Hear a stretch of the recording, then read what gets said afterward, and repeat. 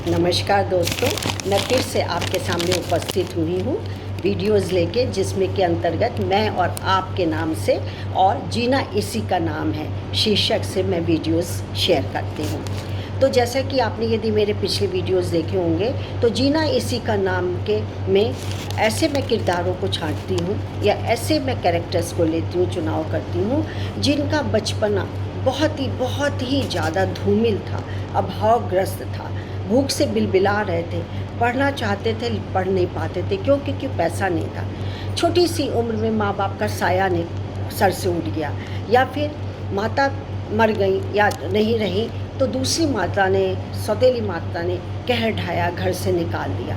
लेकिन यही लोग अपने आत्मबल से, अपने आत्मविश्वास से कहाँ के कहाँ पहुँच गए और दुनिया के लिए उदाहरण बने, प्रेरणा स्रोत बने और एक नहीं कई सम्मानों से वो नवाजे गए।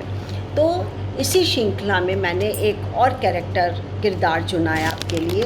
एक ऐसा पात्र है जिसकी उम्र मात्र 6-7 साल थी और 19 वर्ष आते आते उसने क्या धमाल किया ये भी मैं बताऊंगी। तो क्या है कि ये 8 साल का बच्चा जो है वो पिता और नाना दोनों की त्रासदी देख चुका था और नाना जेल से छूट करके आए और उन्होंने अपने दुखड़े रोए कि किस तरीके से वहाँ पे पुलिस उनका प्रताड़ित करती थी, मारती थी, जूते के नोकों से धक्का दे देती थी, पेट में मार देती थी, कमर में मारती थी, बाल खींच के पकड़ के डालती थी, जबकि उनका कोई कसूर नहीं था। कसूर ये था कि उनको शक था पुलिस वालों को या दूसरी पार्टी को कि ये कहीं ना कहीं आतंकवादियों से मिले हुए हैं, क्रांतिकारियों से मिले हुए हैं और इस दम पर उनको कैद कर लिया गया। कहीं गलती नहीं थी, कहीं कोई अपराध नहीं थे, किस अपराध की उनकी सज़ा मिल रही थी। सोच करके उनका मन दहल जाता था, रोते थे, चिल्लाते थे, डर जाता था वो बच्चा, सहम जाता था, फूट फूट के रोता था। और दादा भी कैद से निकले थे और दादा की राम कहानी भी अलग थी। खैर उस समय क्या था कि रह करके समाज में उस समय यूरोपियन कंट्रीज़ में अकाल पड़ रहा था, रह करके हर दूसरे साल एक साल अकाल पड़ रहा था। उसमें लेनिन शेर थे तो स्टालिन जो मास्को के थे वो सवा शेर थे।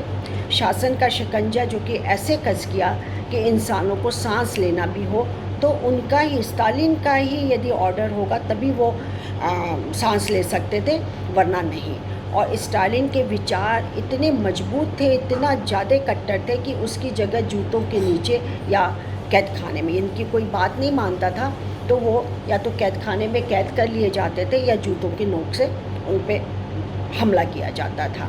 कई दिन तक नाना अपनी राम कहानी सुनाते रहे। सुनाना ख़त्म हुआ लेकिन बच्चे के मन में उस कहानी को लेकर के वो जो चलचित्र सा चलता रहता था कि कैसे उनको घसीटा होगा, कैसे प्रताड़ित किया होगा, कैसे मुकदमा चलाया होगा। और वो कहने को तो शिविर में रहते थे लेकिन शिविर किसी कैद खाने से कम थोड़ी था। उस बच्चे के मन में शासन प्रशासन के प्रति दुख और रोष घर बैठ गया, एकदम से जम गया। जैसे भाव है ना, वो एकदम से अंदर से जम गए थे।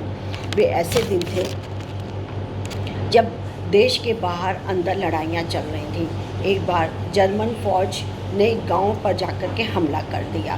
पूरे 4 महीने तक जिंदगी तबाह रही, मार पीट, प्रताड़ना, खून खराबा, ये सब होता रहा। और एक समय जब आया जब उस बच्चे के पिता को जबरन सेना में शामिल कर लिया गया लड़ाई करने के लिए। घर में भी कोहराम मच गया और बाद में पैगाम आया कि पिता नहीं रह गए। पूरे 3-4 दिन तक परिवार शोक में रहा। और लड़कर किसको क्या मिलता है, बच्चा, अबोध बच्चा यही सोच रहा था कि लोगों को क्या मिलता है लड़ कर के, क्यों ये लड़ते हैं, उनके हिस्से क्या आता है। सोच कर के वो बहुत परेशान होता था। और देश आपस में क्यों लड़ते हैं, इसलिए ज़िंदगी बेकार हो जाती है। और मैं कभी भी इस चीज़ के पक्षधर नहीं हूँ कि लोग लड़ कर के खून खराबा करें और बेमतलब में किसी को सज़ा के लिए कैद कर लें। फिर कुछ दिन बाद, महीनों बीत गए, तब अचानक से क्या हुआ, घायल पिता जो कि है अवतरित हुए वहाँ पर। तो वो जो कि थे युद्ध में घायल हो गए थे। और इधर क्या है, कंबाइन हार्वेस्टर मशीन बनाने वाले पिता ने फिर से काम शुरू किया। और जो कि लाल सोवियत संघ में सामूहिक खेती होती थी, कई लोग मिलकर के साथ साथ खेती करते थे, उसी में सभी किसान जो कि लगे रहते थे। अब बच्चा जो कि था, बच्चे से थोड़ा किशोर हो गया, मात्र 16 साल का हुआ और उसने ठान लिया कि अब वो खूब मेहनत करेगा, मशक्क़त करेगा, लगन से और सम्मान से उस स्तर को प्राप्त करेगा जहाँ शासन जब भी सामने आए सीधी नज़रों से वो देख सके, आँख से आँख मिला सके, आँखें ना चुरानी पड़े, कोई पकड़ कर वैसे ना ले जाए जैसे नाना को ले गए थे, जैसे उसका पिता को फरमान सुना दिया गया था। कम से कम इतना अनाज और इंतज़ाम हो कि कोई भी रिश्तेदार या पास पड़ोसी है वो भूखा रह कर के मौत को के आगोश में ना जाए। बस महज इतने ही 16 साल की उम्र थी। अब वो सामूहिक खेत में किशोर, अब ये किशोर हो गए, अब मुझको नाम बताना होगा। ये थे मिखाइल गोर्बाचोव, महान नेता, विख्यात नेता, मॉस्को के विख्यात नेता। और उनका जन्म जो कि 1931 में हुआ था, वो ऐसे उसमें लगे कि उत्पादन का उन्होंने रिकॉर्ड तोड़ दिया और तोड़ करके ही उन्होंने दम लिया। अब उनके यहाँ क्या है, 8 लाख किलोग्राम से भी ज़्यादा अधिक पैदावार हुई। सारे लोग अचंभे में रह गए कि अब अच्छा है, सूखा पड़ेगा, अकाल पड़ेगा तो कम से कम कोई भूखा तो नहीं रहेगा। पर्याप्त भोजन था, कई साल के लिए उन्होंने इकट्ठा किया और देश के इस समय भी इतना ज़्यादा हुआ बम्पर फसल उगाने का जो कि मिला मिखाइल गोर्बाचोव को, और उसे को उनको order of the red banner of labour से सम्मानित किया गया। देश के इस बड़े सम्मान को हासिल करने वाले वो सबसे कम उम्र के नागरिक थे और उम्र थी उस समय उनकी 17 साल। खुद को खड़ा करने की दिशा में उनकी भी ये पहली विजय थी। जंग को जैसे उन्होंने जीत लिया और हार मानने वालों में वो शख्स नहीं थे। यह सम्मान जब मिला तब मॉस्को स्टेट यूनिवर्सिटी से उनके लिए प्रवेश का बुलावा आ गया। वो तो किसान थे, पैदाइशी किसान थे और गंवार भी थे, तो मज़दूर किसानों को प्रवेश परीक्षा में उनको तो ना तो बैठना था, सोच लिया था और अपने पिता से भी कहा कि ना तो मैं इस परीक्षा में बैठूंगा और ना ही फर्दर कोई भी इंटरव्यू दूंगा। बस लेकिन मेहनत की राह खुल गई और मेहनत रंग भी लाई और योग्यता इतनी थी कि हार्वेस्ट मशीन में जहाँ खराबी भी आती थी तो वो सिर्फ आवाज़ सुनकर, महज आवाज़ सुन कर के पता लगाते थे कि खराबी कहाँ है। फिर क्या हुआ कि वो मन जहाँ व्यक्ति की नहीं महज शासन की मनमानी की कद्र थी, वहाँ पर उन्होंने कदम रखा। वो कुछ करने को बदलने की सोच के साथ मात्र 19 साल की उम्र में पहली बार मॉस्को जाने के लिए ट्रेन में चढ़ गए, क्योंकि उनको अपना देश बुला रहा था। और पढ़कर मॉस्को ही रुके नहीं, अपने स्टावरोलोग जहाँ पर उनका जन्म हुआ था क्षेत्र में गए और कम्युनिस्ट पार्टी में भूमिका बढ़ गई उनकी। तो सबसे पहले अपना जोर किसानों व कृषि सुधार पर उन्होंने लगाया और एक दिन वह भी आया जब नाना, दादा, पिता के दर्द देख सुनकर जो बड़े हुए थे, मिखाइल के हाथों में सोवियत संघ की कमान थी। उन्होंने ज्यादती और जुर्म को रोक दिया। जो ज्यादती करते थे, बेमतलब में प्रताड़ित करते थे, उसको उन्होंने रोका और लोकतंत्र को, डेमोक्रेसी को आगे बढ़ाया।